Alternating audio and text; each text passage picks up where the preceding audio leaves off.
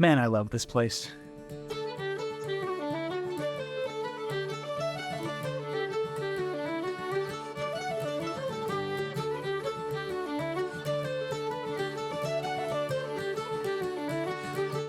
What's up, guys? Welcome back to A Sense of Travel.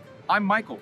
I'm on a mission on this channel to document all 5 senses of as many cities, countries, and natural landmarks around the world as I possibly can, so that I can immerse you into the experience alongside me.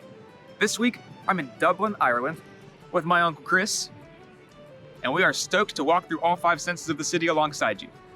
Let's dive in.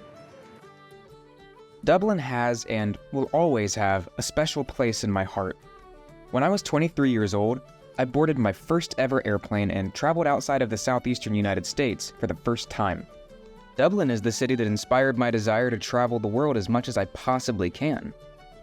In 2024, I was able to return to the Irish capital with a mission: to document all 5 senses of the city so that I can build an experience in your imagination beyond the still frames and videos. What does it feel like to wander the cobbled streets of the Temple Bar? What scents fill your nostrils as you drift through the famous library of Trinity College? What sounds create the ambience of this seaside city? Today, I'm excited to bring you to Dublin experientially through all 5 senses, with the hopes that by the end of our journey, you'll feel as if you've been there or even returned there, too. We'll explore the senses of the heart of Dublin, immerse in the experiences that capture the Irish spirit, and immerse in the tastes that define the city. So, let's dive into the Dublin experience together. Dublin is a big city, but it can also feel like a much smaller town. With around 500,000 people in the city limits and around 1.4 million in its metro area, Dublin is far from what you might call a mega city. In Dublin's city centre, there's a nautical, lived-in, bustling, lively, cozy, and quaint sensation in the air that gives you the impression that while you're in a major cosmopolitan city, you're also in the epicenter of local Irish culture, where the local pubs, cafes, shops, and homes far outweigh the chains and the glitter of cities like London and New York. The tree-covered squares and dense cobbled streets, blanketed in old brick, dark wooden bay windows, and rickety old signs, are filled with shops, cafes, and, of course, pubs.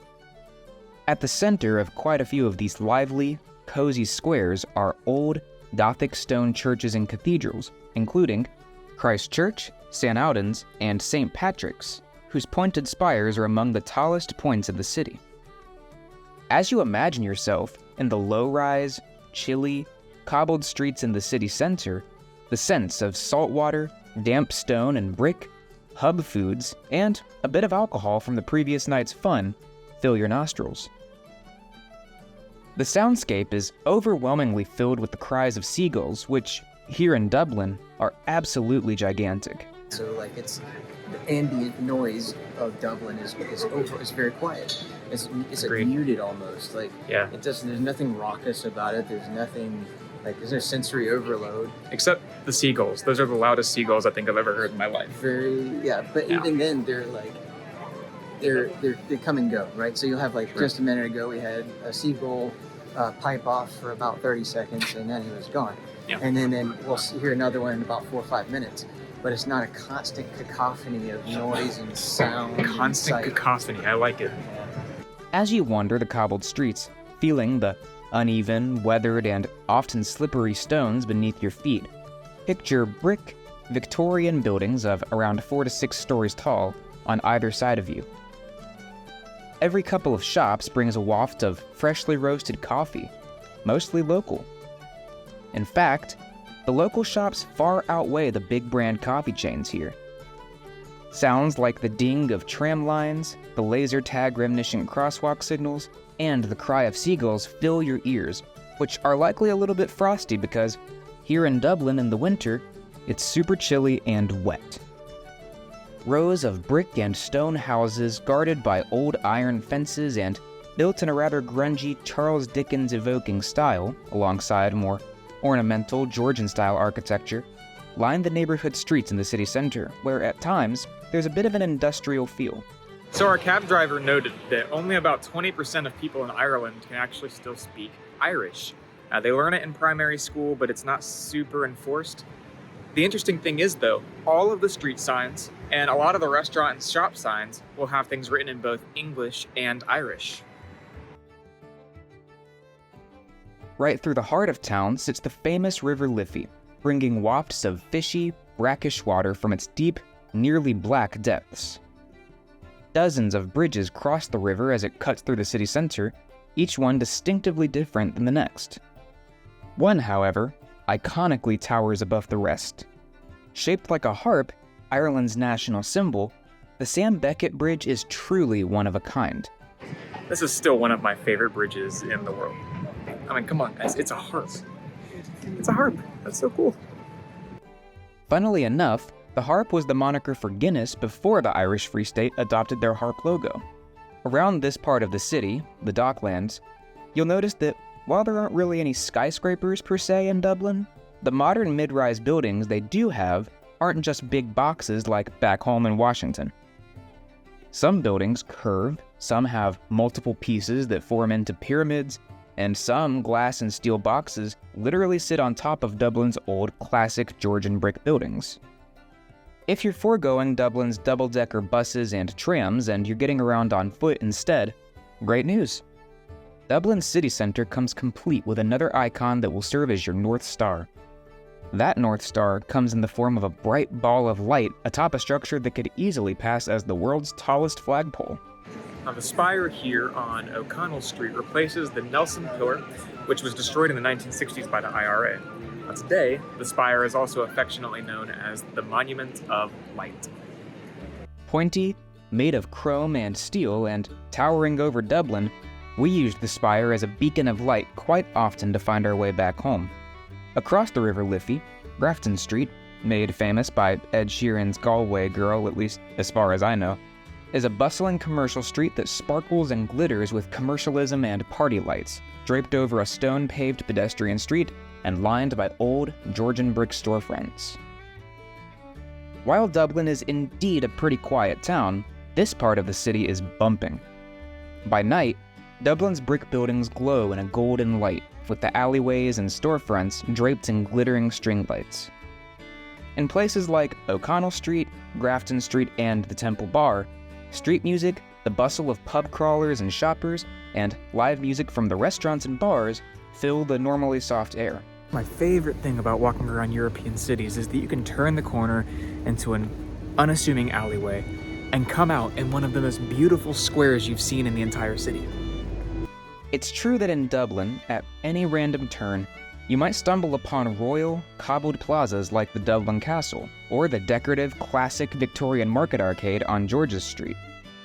As we wrap up on the heart of Dublin, I wanted to touch on a couple more things that may help you to immerse more fully. For one, in addition to the more nose-friendly sense I noted earlier, the sense of cars and auto fumes fill the tight streets of the town, along with the sense of smoking barley and wheat from the nearby Guinness factory. Second, Dublin is packed in with beautiful, lush green parks.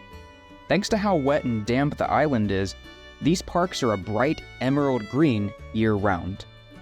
Third, I saw at least 50 cranes in the air just in the city center alone. Dublin is growing rapidly. The Irish spirit is one of fun, resilience, pride, and creativity. Ireland's history has been tough, but some incredible things have come from those tribulations. For example, one of the world's most famous and beloved stouts, Guinness.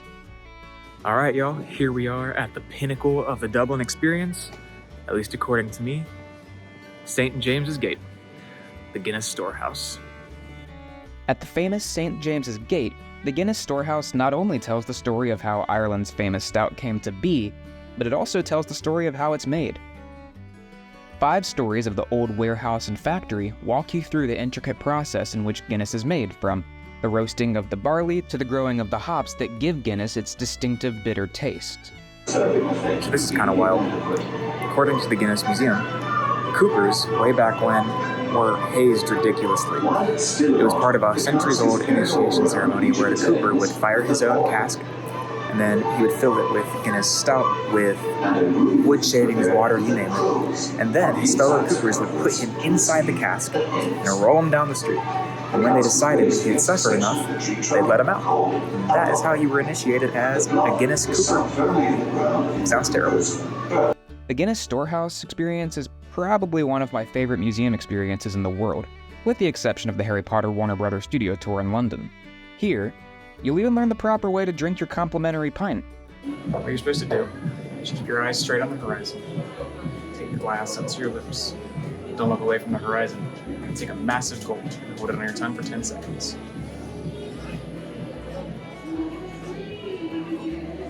Okay, that wasn't 10 seconds, but you get the point. Gazing over Dublin at the golden hour with a pint of Guinness is a perfect way to soak in the spirit of the city.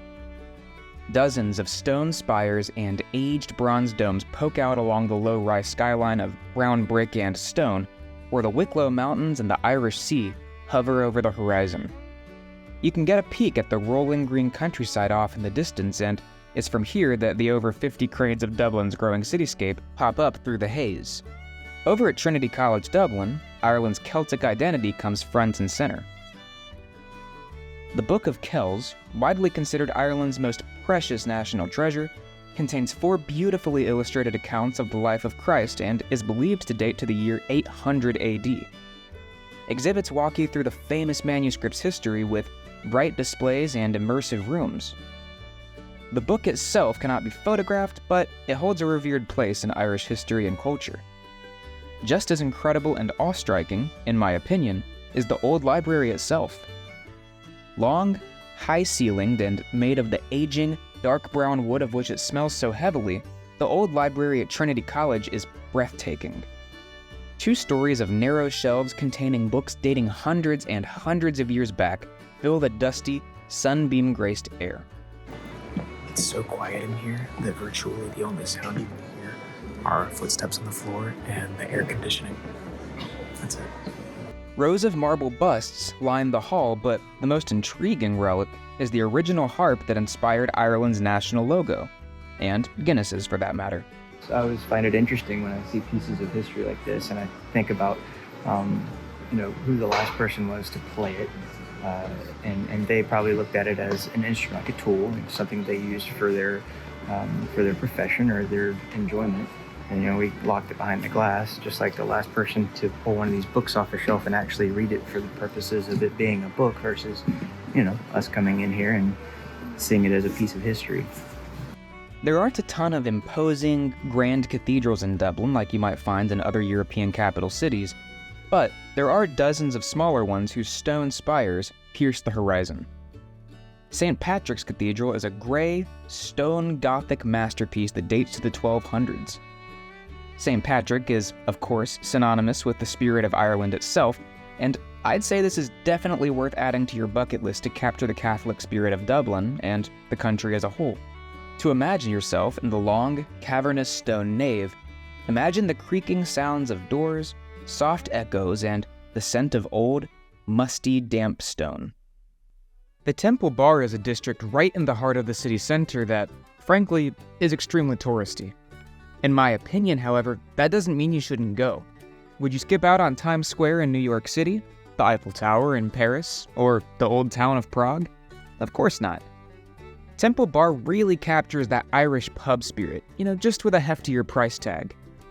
Old, cobbled, car-free roads wind through the cozy brick storefronts and pubs, sticky with alcohol from the last night's fun. Bold storefronts of red and black painted wood adorn many of the storied pubs, most of which are filled with cozy wood floors and walls, old stone fireplaces, dim lighting, TV screens showing football and cricket, and of course, live music. While their eastern neighbor has built quite the reputation for dull and bland food, and that's only partially deserved, Ireland's culinary scene refuses to follow suit. Dublin in particular is quite cosmopolitan. Strangely enough, there's also quite a disproportionate amount of Mexican restaurants in the city, almost as many of those as there are coffee houses and pubs. Dubliners really love their burritos. Today, however, let's take a look at the tastes I tried in Dublin that really capture the Irish spirit of the city. Cottage pie. Before we dive into Dublin's tastes, I can't not talk about the cottage pie I tried on a day trip to Kilkenny. This was out of the park. Parmesan potatoes baked into an almost bread-like casing top a delicious minced beef and sauce that's filled with peas and carrots. The taste was so rich and just so genuinely incredible. If you're in Dublin and you make the day trip to Kilkenny, check out the Left Bank. Absolutely worth it. Fish and chips. Fish and chips may be more commonly associated with Ireland's British neighbor, but you really can't talk about Irish cuisine without bringing fish and chips to the table. Fried Atlantic cod, crispy fries, rich mushy peas, and a lot of malt vinegar are essential pieces of both Ireland and its British neighbor. Full Irish breakfasts. Similar to their British counterpart, but with a distinctive addition, Irish breakfasts are generally delicious. A bready leek and pork sausage, a thick slab of ham, poached eggs, a peppered tomato, and sourdough are altogether mouth-watering. Something different, however, is the inclusion of blood sausage or black pudding. It's not terrible, but it does taste like cook's blood. Might be an acquired taste for some. Soda bread and Guinness stew. Almost as Irish as Guinness itself is soda bread. Soda bread is thick, fluffy, and almost like sourdough, but more moist. Tons of things can be served with soda bread, but in my case, I tried it with a delicious and rich Guinness and beef stew with carrots and potatoes. North Atlantic salmon. Whether you're in Dublin or not, the taste of Ireland can't be defined without salmon. Some of the freshest and most tasteful salmon you'll ever taste can be found here, and in my case, it came soaked in Guinness and resting on brown bread. Perhaps you're noticing a theme here. Guinness is good for you.